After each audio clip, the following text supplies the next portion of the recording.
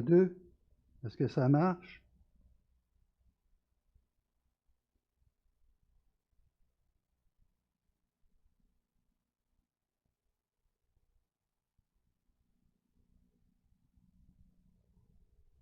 Ah ben là, ça va marcher. Hein?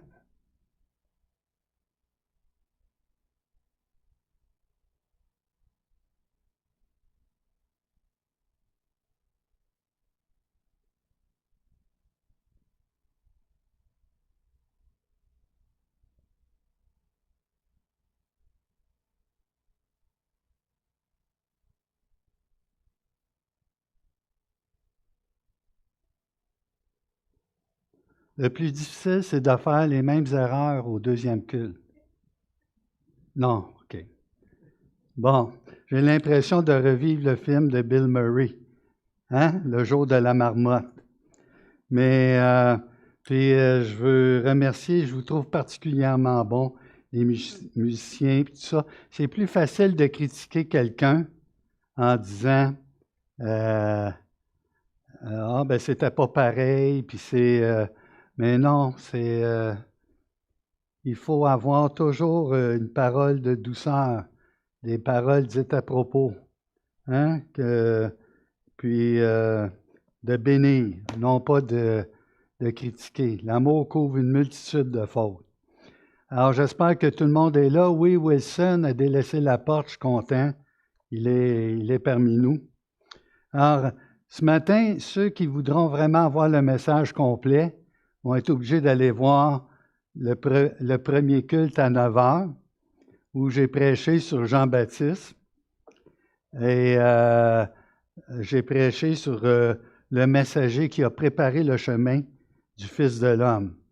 Et ce qu'on voit, ce qu'on touche ce matin, c'est Luc 3, verset 1 jusqu'à Luc 4, verset 13. Mais je laisse la partie de la tentation à mon frère Alexandre la semaine prochaine. Donc, on va clôturer ce matin chacune des preuves d'authenticité, proof text. Alors, celui qui devait venir, Jésus, le Fils de l'homme, ben en fait, si tu prétends être le roi des rois, le Seigneur des seigneurs, le Fils de l'homme, ben il y a des choses qui viennent avec tes prétentions. Tu dois démontrer, tu dois prouver que bel et bien tu remplis les prophéties à cet égard. Et on a vu que le messager est venu avec un message de repentance et, pour ne pas répéter, mais c'est très important de comprendre la séquence. Alors, le message qui était prêché, c'est un message de préparer les cœurs. Et ce que j'ai demandé au premier culte, c'est la question, est-ce que tu as, et je vais la dire telle que je l'ai dite pour ne pas rendre personne jaloux, avez-vous marché sur le chemin préparé par le messager du Fils de l'homme? Ce message qui est préparé, ce chemin qui est préparé. Et le baptême de repentance, c'est ce que Jean va prêcher, et les gens vont arriver en foule. On voit, vont arriver en foule auprès de Jean-Baptiste, et ces mêmes personnes qui vont vouloir se faire baptiser et qui vont demander par la suite, que devons-nous faire? Alors que ce soit les publicains, que ce soit des collecteurs de taxes, justement, que ce soit des soldats de la garde rapprochée d'Hérode ou des milices policières du temps, ou que ce soit la foule, elle se fait dire, ben, tu as 2 tuniques, t'en donnes une. Aux collecteurs de taxes, de ne pas imposer au-delà de ce qu'ils doivent imposer. Ils ne se font pas dire, non, non, tu ne seras plus collecteur de taxes. Sois collecteur de taxes, mais fais-le bien. Et aux soldats, ben, l'extorsion, la violence, les menaces pour augmenter ta solde, tu laisses tomber ça. Et c'est le deuxième commandement, en sachant que si on peut résumer toute la Bible en 2 commandements, tu aimeras le Seigneur ton Dieu de tout ton cœur, de toute ton âme, de toute ta force, de tout ton être. Eh bien, le deuxième commandement, tu aimeras le prochain, ton prochain, comme toi-même. Et ça se manifeste pas en mots, mais dans l'action. Mais Pierre, est-ce que c'est un salut par les œuvres? Non. Tes fruits vont démontrer une relation avec le Dieu vivant. Toutes ces choses que je viens de vous dire, si quelqu'un n'a pas l'esprit de Christ, il ne lui appartient pas. Et le messager prépare le chemin à la rencontre du Fils de l'homme, Jésus-Christ. D'accord? Et on a une première preuve qui a été faite et qu'on a présentée dans le premier message. Deuxième preuve, et c'est juste 2 versets. Ça, j'aime ça, Alexandre, 2 versets. 2 versets où il y a beaucoup de choses. Là, c'est le temps, Pierre. Alors, j'aime ça les taquiner. Tout le peuple se faisant baptiser, Jésus fut aussi baptisé. Et pendant qu'il priait, le ciel s'ouvrit. Il faut lire au ralenti, là, c'est pas banal. Le ciel s'ouvre. On ne voit pas ça souvent. Est-ce qu'il y a quelqu'un qui peut me dire ici quand est-ce que le ciel s'est ouvert? Bon, il s'est ouvert pour quelques prophètes dans l'Ancien Testament. Mais si je vous dis, dans le Nouveau Testament, le ciel s'est ouvert. Si je vous dis dans les Actes, allez-y là. Le ciel s'est ouvert pour quelqu'un qui s'est fait lapider. Étienne, oui, OK? C'est pas banal, hein? OK? Est-ce que c'est le premier ciel, le deuxième ciel, le troisième, le septième? Alors, si vous aimez vous casser la tête, ça fait des petites discussions théologiques, vous le ferez, OK? Et là, il y a des questions très importantes. On continue. Et pendant qu'il priait, que j'aime ça. On a eu une discussion, on a des conseils d'anciens, de pasteurs, hein, et il y a un de nos frères qui disait « moi j'ai de la difficulté avec la prière, je ne suis pas un prieux. » Alors, ça c'est en vrai québécois, là, OK? Je ne suis pas un prieux. Puis je ne suis pas un liseux, OK? Mais Dieu nous appelle à faire ces... Comment tu dis ça, Alexandre? Ces grâces, ces actes de grâce, moyens de grâce, non pas pour se croire plus pieux, le piétisme qu'on appelle, vous allez entendre ça, mais Dieu nous appelle, la chair a des désirs contraires à ceux de l'esprit. Alors, pensez pas que c'est plus facile pour moi de prier ou de lire. On sait, toi, Pierre, tu es un intellectuel. Puis regardez, vous avez une chaîne d'intellectuels en arrière. On regarde Alexandre. Non, c'est pas venu, OK? Donc, il y a des disciplines chrétiennes. Parce que la chair a des désirs contraires. Elle ne s'affectionne pas aux choses de l'esprit. Elle ne peut même pas elle ne peut même pas te rendre juste devant Dieu. Le peuple se fait baptiser. Je voudrais simplement vous dire, si le peuple se fait baptiser, est-ce que le baptême sauve? Là, j'aurais le goût quasiment de dire à Donna, est-ce que le baptême sauve? Mais c'est-tu le baptême chrétien, ça, Pierre?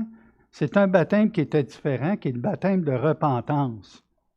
Puis, il s'inspirait un peu de la tradition juive, des purifications, l'eau, puis laver les impuretés. Puis, donc, il y avait une symbolique importante pour le peuple. D'accord? Je ne veux pas rentrer là-dedans parce qu'on prend trop de temps. Il y a tellement d'informations dans l'Évangile de Luc. Mais ici, on voit, il y a des choses absolument là, Je n'ai même pas entamé le verset 22 que il faut que tu te grattes la tête. 1. Pourquoi Jésus se fait baptiser? Est-ce que ce serait une bonne question? Hein? Ah, je pense que oui, hein? Il faut répondre à ça, on ne peut pas passer tout droit. Puis ensuite, hey, OK, je vais parler en québécois, là, je ne veux pas vous choquer. Si tu es Dieu, puis tu es branché directement avec le Père et le Saint-Esprit, pourquoi tu pries? Tu pries qui? Tu pries quoi? Tu demandes quoi à cet instant-là? Seigneur, apprends-nous à lire. Apprends-nous à lire. Dès l'instant qu'il va prier, il va se passer quelque chose de fabuleux. On peut déjà, entre guillemets, là, soupçonner ce qu'il demandait. Le ciel s'ouvre. Hey, c'est pas banal. Non, c'est formidable. Non, je sais, j'ai pas beaucoup dormi cette nuit, là. Il y a juste moi qui s'emballe. OK, non, c'est pas vrai, je vous taquine. Mais pensez à ça. Puis ensuite, la foule se fait baptiser. On a vu dans le premier message que même si la foule venait nombreuse pour être baptisée au baptême de repentance, puis qui demandait « Que ferons-nous? » bien, ce même peuple va être là lorsque Jésus va se faire crucifier. Wow! Pas facile à mettre ensemble, hein? Des paradoxes. On appelle ça des paradoxes. Ouais, Seigneur, si c'est toi qui fais tout pour notre salut, comment ça se fait ailleurs tu nous demandes de faire tous nos efforts? Je ne comprends pas. Alors, il y a plusieurs choses dans la Bible qu'il faut mettre ensemble et faire confiance à celui qui nous appelle. Et je suis persuadé que celui qui a commencé en vous et en moi, cette bonne œuvre va la rendre parfaite pour le jour de Jésus-Christ. Mais, juste passer par Bel Air direct, hein, c'est ce que j'ai dit ce matin, puis là, il y en a qui me regardent. De quoi qu'il parle, Bel Air direct? Alors, si on vient juste auprès du Seigneur pour mettre les choses en règle, pour avoir la vie éternelle, pour ne pas souffrir quand on va mourir, bien, tu n'as pas compris que la vie éternelle, c'est avoir une relation intime avec le Sauveur du monde. Ce n'est pas un plan d'assurance que tu viens chercher. Monique me posait la question, ça aurait été bien que tu parles de la lignée historique, puis tout ça. Vous savez, quand la prophétie a été annoncée à Zacharie et à Élisabeth, qui était pour avoir un fils, qui était pour être le messager du Très-Haut, bien, c'est une prophétie immédiate qui a lieu 30 ans après. Et elle avait été annoncée 800 ans avant par qui? Par qui? Isaïe. Dans Isaïe, si vous voulez comprendre Isaïe, on l'appelle l'Évangile de l'Ancien Testament. À partir du du chapitre 40 jusqu'à 66, après que, quand vous passez 1 à 39, et c'est très dur, là, OK? Parce que là, il y a des récriminations à l'égard du peuple avec raison. Puis on doit s'associer avec le peuple. D'accord? Bon. Alors, pourquoi Jésus se fait baptiser? J'espère que vous avez préparé des réponses, mais moi, j'en ai pas.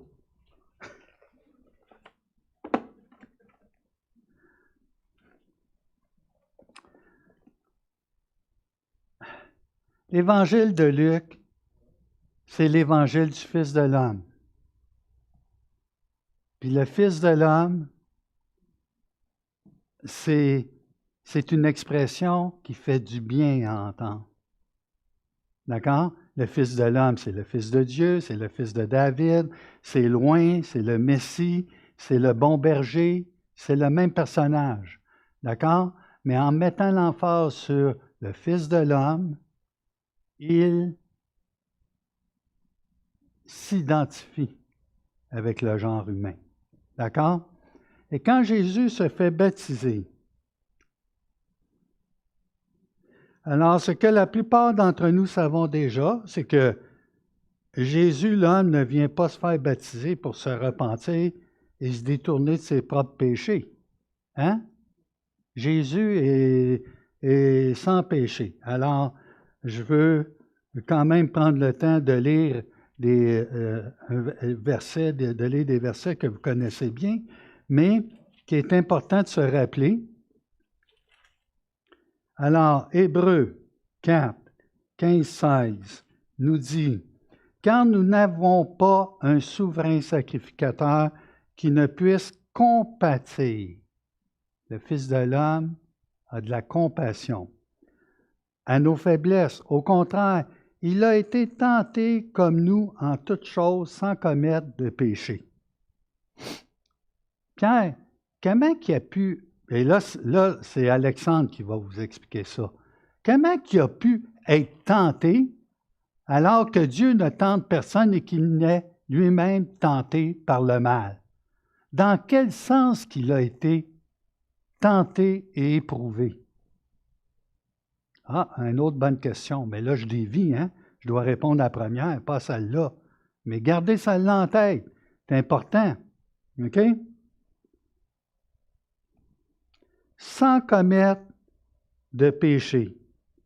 Puis, je ne peux pas passer sans vous dire le verset 16, c'est tellement beau. « Donc, approchons-nous donc avec assurance du trône de la grâce, afin d'obtenir miséricorde et de trouver grâce pour être secourus dans nos besoins. » Alors, quand tu as fait repentance, c'est pas « que ferons-nous », c'est encore l'homme là, qui veut faire quelque chose, alors que c'est Dieu qui fait tout.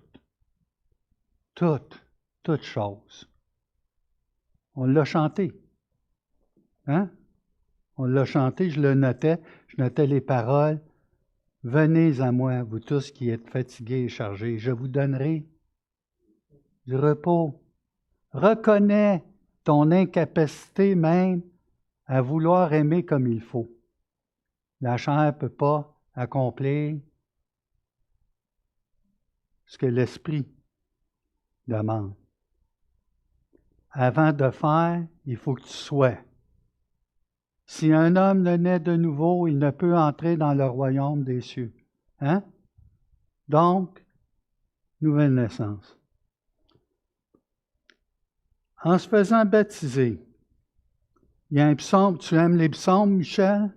Psaume 2,7, te rappelles-tu qu'est-ce que ça dit? Psaume 2,7, OK?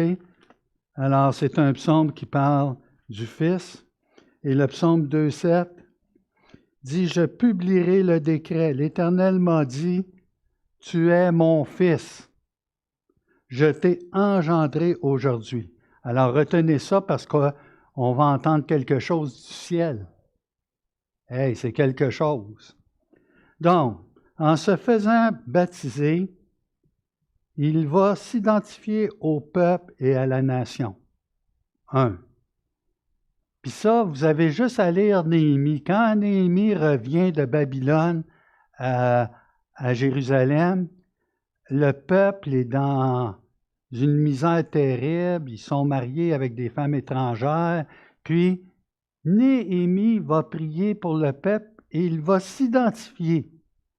Et il n'a pas commis les choses pour lesquelles il s'identifie, mais il prend le fardeau. Vous pouvez marquer Néhémie 1,6, c'est un exemple. Ensuite, retenez cette phrase-là. Jean-Baptiste, dans Matthieu, il ne veut pas baptiser Jésus. Non, non, non, non. Puis là, qu'est-ce que Jésus lui dit? Tu vas faire ce qui est juste. Juste. Je n'ai pas vérifié si c'est dikaio, là, le terme, ou kaléo, bon, mais il a fait la bonne chose à faire. Et vous allez comprendre pourquoi. En d'autres mots, Jésus s'est pas stiné longtemps avec, puis Jean-Baptiste s'est soumis. D'accord? Mais il ne comprenait pas. OK? Venez voir Jésus, il dit, c'est moi qui ai besoin d'être baptisé par toi. Même Jean reconnaissait ça. Hein? OK? Ensuite, c'est important de comprendre qu'est-ce qu'on lit. Ça fait partie de tout l'Évangile de Luc. Pas seulement aujourd'hui, je donne un message sur Luc 3. Je donne un message qui suit Luc 1, Luc 2, Luc 3, qui s'en va vers Luc 4, puis on va rentrer dans le ministère de Galilée, OK? Puis ensuite, on va rentrer dans le ministère de Judée. Hey, toute une aventure, le livre de Luc, OK? Tu peux garder les versets, Pierre. Oui.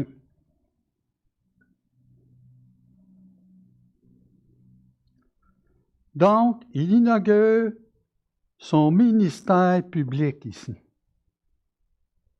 Il inaugure son ministère public. Mais oui, mais c'est-tu juste un événement? Non, c'est en train de se faire. Tout ce qu'on voit dans Luc 3, c'est proof, certifié, authentique. OK? Confirmé.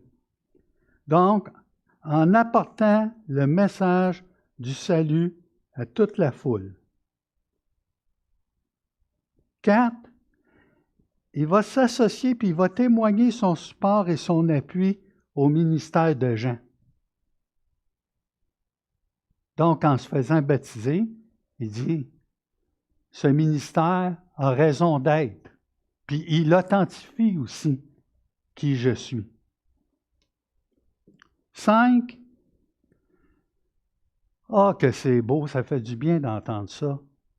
Il compatit avec le peuple repentant. Et n'oubliez pas que ce peuple va se retrouver devant la croix en disant « Crucifie! Crucifie! » Wow! Terrible, hein? C'est dur à mettre ensemble. OK? Mais pourtant, il compatit. Je comprends pas. Moi, OK? Reconnaissant, qu'est-ce qu'il reconnaît? Il reconnaît la fragilité de l'humanité face au péché.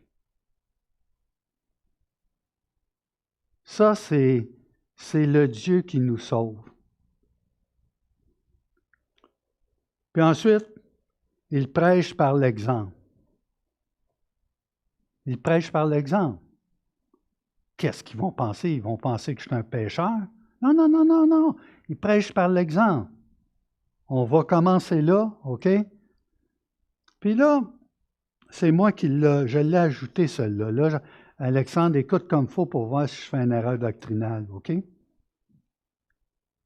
En faisant ce qui est juste, il sera, par anticipation, par le Saint-Esprit et par le Père, confirmé, intronisé et couronné comme roi Messie, le Fils de l'homme, le Fils de Dieu.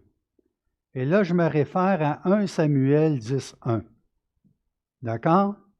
Et il a été confirmé par les rois, dans un sens, qui se sont déplacés, mais c'est comme un scellé. Chaque chose démontre qui il est. Et dans 1 Samuel 10:1, il y a quelqu'un qui va me citer ça par cœur, hein? Non? OK. Écoutez bien. Samuel prit une fiole d'huile qu'il répandit sur la tête de Saül. Il le baisa et dit, « L'Éternel ne t'a-t-il pas oint pour que tu sois le chef de son héritage? » Remets les versets. Le Saint-Esprit descendit. Le Saint-Esprit, c'est la troisième personne. On le traite toujours comme la troisième personne. Il y a la première, le Père, là, OK, le Fils, le deuxième, la troisième personne. Et le ciel s'ouvre, et ce n'est pas le Père. Le Saint-Esprit, le ministère du Saint-Esprit. Quand le Saint-Esprit apparaît ici, c'est la 8e fois qui apparaît depuis le début de l'Évangile de Luc. Hier, je m'ennuyais, j'ai commencé à compter, j'avais juste ça à faire. Donc, j'ai regardé, puis le ministère du Saint-Esprit, ça appartient pas juste aux églises pentecôtistes. Le Saint-Esprit. Il ne faut pas avoir peur, même si on se dit baptiste ou chrétien évangélique, de parler du Saint-Esprit. Le Saint-Esprit va t'outiller, va t'équiper et il va même te donner en son temps les choses à dire parce que nous allons parler de Jésus-Christ par le Saint-Esprit. Alors, le Saint-Esprit descend sur lui sous une forme corporelle. Il faut lire comme il faut. Ah oui, il est descendu, c'était une colonne. Non, non, non, je n'ai jamais dit ça. Sous une forme corporelle. Vague, tout ça. Puis est-ce que c'est marqué « Et une voix fit entendre du ciel ces paroles ». Puis écoutez bien qu'est-ce qui est marqué. Est-ce que c'est marqué « Il est mon fils bien-aimé ». Tu es mon fils bien-aimé. Donc, des fois, on se demande, est-ce que les gens ont entendu, ont vu, c'est vague, hein, quand on regarde les évangiles en parallèle. Mais ici, qu'est-ce qui était important? C'est que le Saint-Esprit, premièrement, pendant que Jésus priait, le ciel s'ouvrit et là, le Saint-Esprit descendit. Qu'est-ce qu'on dit? Wow! Allez-y. Wow! Wow! Le ciel s'ouvre. Lequel? Le 7e, le 5e, le 3e? Le ciel. La colombe, en forme de colombe. Et là, c'est un puissant encouragement au ministère qui s'en vient. Puis là, je ne peux pas voler le punch, on travaille en équipe. On est une équipe pastorale, hein? T'as hâte, hein, Alexandre? Hein? C'est, hein? OK. Et on voit qu'il va être outillé. Mais comment celui qui est rempli du Saint-Esprit peut recevoir le Saint-Esprit qui descend? Et on voit que c'est une onction comme un scellé qui va l'outiller. Le travail, l'amour relationnel de 3 personnes ayant la même essence. C'est un Dieu, 3 personnes distinctes, puis le Saint-Esprit, ce n'est pas la 3e roue du carrosse moins importante. Changez ça, là, enlevez ça, c'est on a besoin du renouvellement de l'intelligence. D'accord?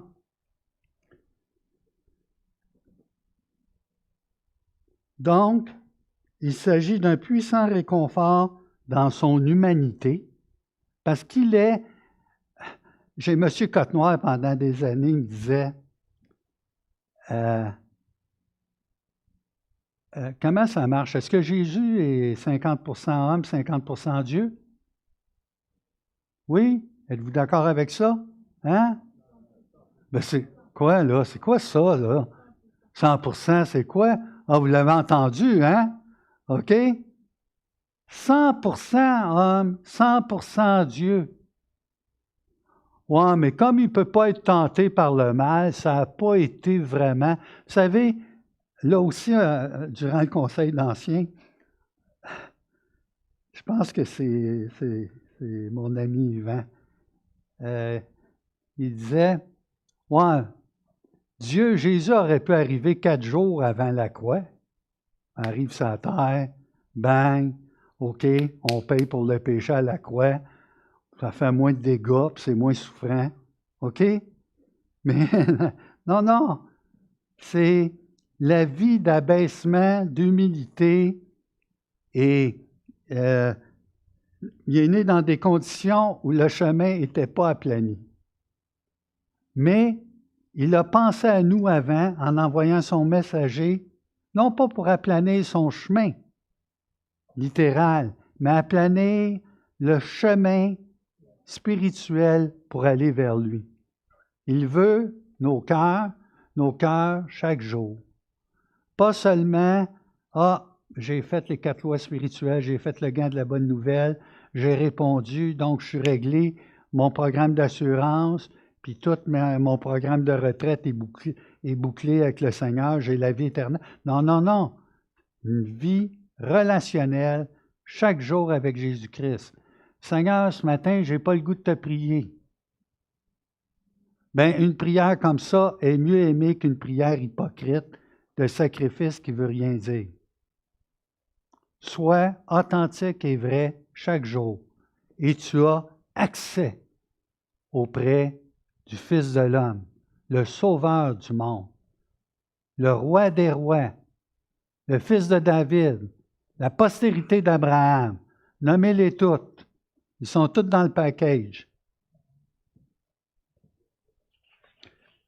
Alors, il va être revêtu de la puissance du Saint-Esprit pour accomplir sa mission.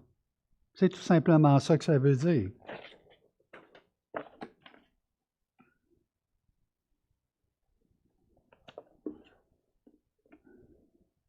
OK, je vais vous faire rire. Ma femme n'est pas là, mais...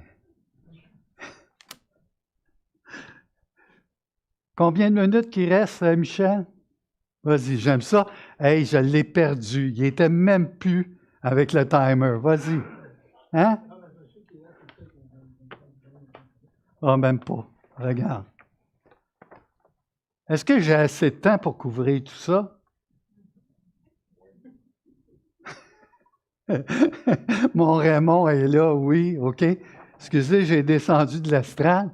Mon intention, c'était de le coller ici, puis de vous dire, bon, on est rendu là. Oh, ça fait déjà 18 minutes. OK, bon. Conter un petit peu l'histoire de ça. C'est que mon beau-père, dans le temps, c'était un numismate, un philatéliste, un collectionneur d'insectes, puis il s'occupait de généalogie. Alors moi, comme jeune chrétien, j'ai acheté ça. J'ai récupéré ça à sa mort parce que ça traînait dans la maison. Mon beau-père était pas nécessairement chrétien, mais je l'avais nargué un peu en lui disant, moi je connais mon ancêtre, tu n'as pas besoin de me faire. Puis il nous avait fait toute la généalogie à sa fille Diane, puis à moi, du côté des Morins. Puis une généalogie pas mal mieux qu'Ancestry, là, OK? Puis, j'avais pris ça, j'y avais donné en lui disant, « Cassez-vous pas la tête. Je connais mon premier ancêtre. » Hein? Puis là, il m'avait trouvé drôle et pas drôle, vous comprenez? Mais, pour ceux que ça intéresse, vous viendrez regarder, là. Et une généalogie, c'est pas exhaustif. Alors, je vous dirais juste que si vous voulez que la chicane pogne, les généalogies sont souvent un bon moyen de le faire. OK? Mais je vais vous expliquer. On va juste compléter. Jésus, quand le Père va lui dire, « Tu es mon Fils en qui j'ai mis toute mon affection. » C'est, voyez-vous toute la bonté et un amour véritable. Le Père a voulu réconforter son Fils. Et quand le ciel s'ouvre, il y a comme quelque chose de symbolique en voulant dire, vous savez, à un moment donné, le voile du temple se déchire lors de la mort de Jésus à sa crucifixion et le souverain sacrificateur peut rentrer. L'accès à Dieu est ouvert. On peut s'approcher avec assurance. Mais là, on a le ciel ouvert où Dieu vient à la rencontre des dieux, des hommes en un moment précis de l'histoire humaine, le Dieu du temps et de l'espace. Écoutez, on ne peut pas lire ces deux simples versets sans rester. C'est vraiment tout l'amour est manifesté ici.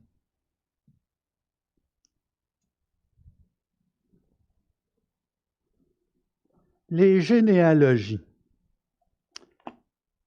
Galates 4, 4, 6 que je vais vous lire, pour ceux qui veulent marquer les références. Tu dis, ah, qu'est-ce qu'elle dit là déjà? Où est-ce qu'elle a lu ça? OK? Donc, Galates, je vais vous lire 2 passages en Galates. Le premier.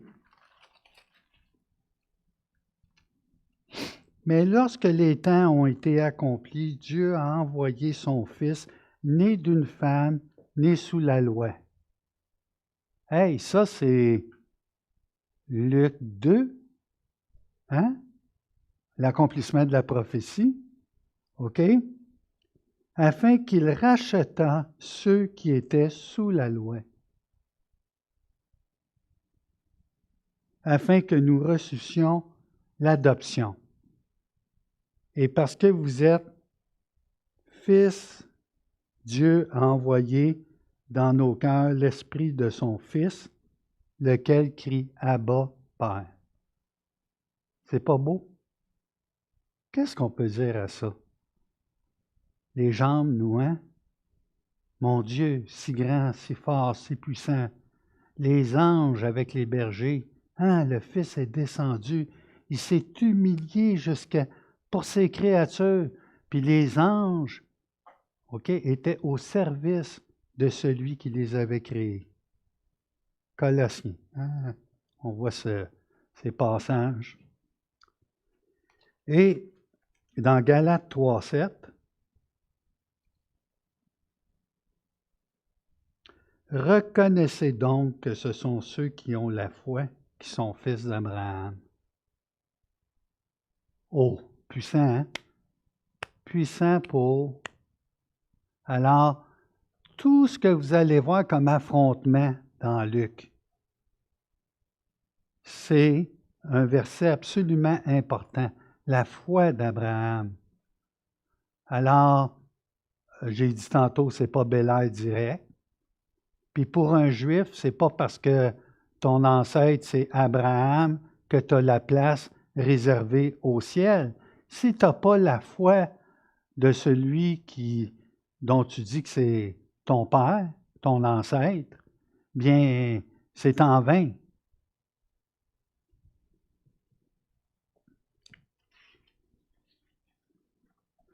Généalogie. Ouais, j'ai hâte de voir, Pierre, comment tu vas t'en sortir, parce que là, il te reste 5 minutes. C'est ça, Michel? OK. Alors, écoutez bien, ça va vous aider. J'aurais pu me lancer, c'était tellement facile, puis je me suis cassé la tête. Je lisais Matthieu, je lisais Luc, c'est-tu par l'ascendant de Joseph, c'est-tu par l'ascendant de Marie? Puis là, il y a des contradictions, puis il y a des belles batailles là-dedans où là, tu peux te perdre complètement puis perdre ton auditoire. Bien, écoutez bien, je vais vous parler de généalogie, mais je vais essayer de le faire. Si mon beau-père aurait été de son vivant, j'aurais voulu l'épater, mais premièrement, chez les Juifs, la généalogie était d'une importance capitale. Et je vous dis pourquoi. 1. Parce que l'ascendance a permis la répartition des tribus d'Israël.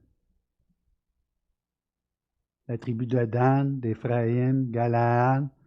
Donc, avec la généalogie, on était capable de dire, il appartient à tel territoire, il s'en va dans tel territoire. Vous me suivez? Si vous ne me suivez pas, faites-moi signe, OK?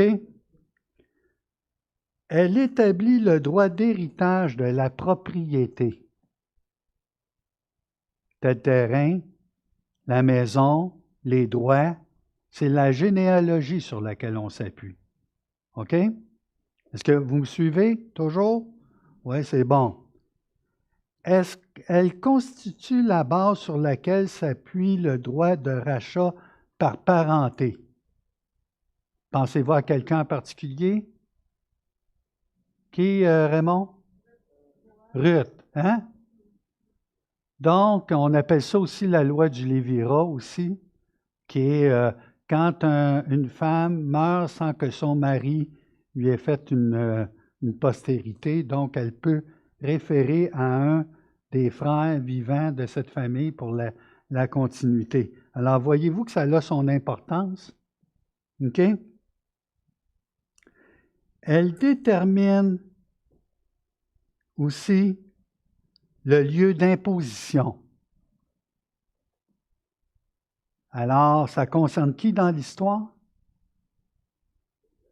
Joseph, qui a dû partir, se taper 150 km de Nazareth jusqu'à Bethléem, la maison du pain, hein? OK? Parce qu'il était de la maison, OK? De Judas, de David, OK? Ça va? Donc, c'est la généalogie qui établit ça. Ensuite,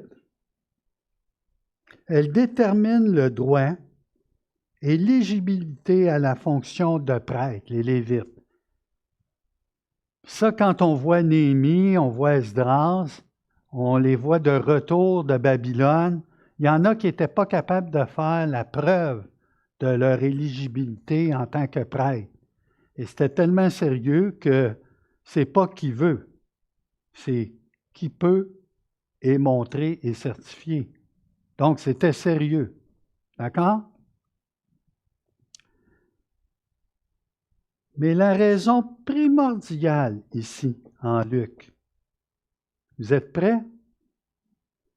Elle confirmait et authentifiait sans l'ombre d'un doute que le Fils de l'homme est le roi des rois, le fils légitime de la lignée de David, le Messie, le Christ, le Fils de Dieu. D'ailleurs, les deux généalogies, bien qu'empruntant des voies et des chemins différents, donc voie légale, juridique ou voie biologique, est-ce que c'est la généalogie de Marie sous le couvert de Joseph? Alors, une tonne de plaisir à discuter, des heures de conversation sur lesquelles les commentateurs n'arrivent pas tous d'un commun accord. Mais malgré les difficultés apparentes, puis les contradictions, les problèmes d'harmonisation sont loin d'être insurmontables. Et ça, la généalogie, on peut se demander comment ça se fait qu'il arrive au chapitre 3, qu'il ne l'a pas dit en premier. C'est comme la preuve, l'authenticité. Il est celui qui est digne. Il est le roi des rois, le Fils de l'homme. Donc, si Matthieu fait partie la généalogie à partir d'Abraham, vous avez remarqué, on parle d'Abraham. Abraham est tellement important. Alors, Matthieu qui s'adressait aux Juifs, premièrement, comme Luc aussi, mais avec une saveur particulière pour l'humanité, d'accord, pour les hommes, bien, Matthieu va piquer la curiosité à Abraham parce que c'est comme un passage obligatoire de démontrer qu'il est descendant d'Abraham. Mais nous, on part de Jésus et on descend par Zorobabel, par la lignée de David, le fils de David, ensuite Abraham. Et là, on ne s'arrête pas juste là, c'est là la grande nouvelle. Il va jusqu'à Adam, fils de Dieu. Fils de Dieu. C'est quelque chose, hein? Israël devait être des témoins du salut de Dieu universel. Ils ont failli sur ce point.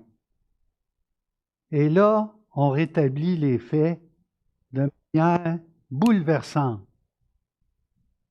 Et on a la preuve, le Fils de l'homme. Il s'identifie comme le Fils de l'homme. Et quand il s'adresse, Luc va faire une place spéciale aussi aux pauvres, aux moins nantis, aux petits, aux femmes. Il va volontairement s'adresser à la foule, le choix des mots, le peuple, la foule, OK? Et il veut atteindre chacun.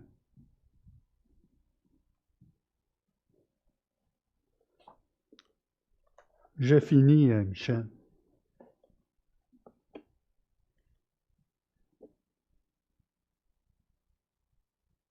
J'ai une question à vous poser. Répondez pas trop vite. Hein, vous avez vu, on peut se repentir, puis ensuite revirer de bord, tout ça. De qui êtes-vous le fils ou la fille ce matin? Ouais, je connais mon ancêtre, je connais mon grand-père, je connais ma grand-mère, tu me l'enlèveras pas. Mais continuez plus loin dans la généalogie. Mais faites-vous partie de la famille de Dieu? La chose la plus importante qui n'a pas de prix. Et si vous vous demandez en la fameuse question que le peuple se demandait, que devons-nous faire? À l'homme, c'est impossible, mais à Dieu, tout est possible.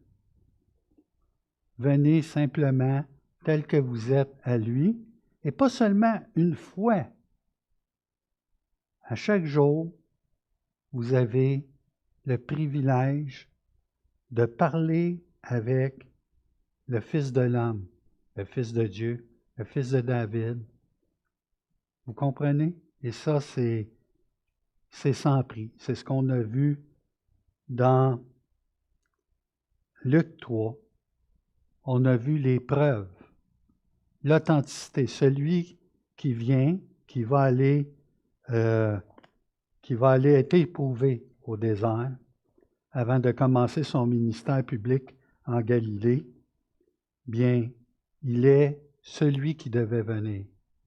Mais, métanoïa, repentance, mais il y a quelque chose de plus à faire. Allez vers celui qui nous appelle. Alors, je vais prier. Alors, notre Dieu, notre Père, merci de cette belle nouvelle. Merci de ce que le ciel s'est ouvert. Merci de ce que le temps et l'espace t'appartiennent. Merci de ce que, malgré les rois, malgré les autorités, toutes les choses se font dans un temps et sont ordonnées. Rien n'est en dehors de ton contrôle. Tu es maître du temps et de l'espace. Et Seigneur, c'est le moment pour chacun où, si nous n'avons pas appelé, ne résistons pas à cet appel que tu nous lances aujourd'hui, en ce moment. Amen.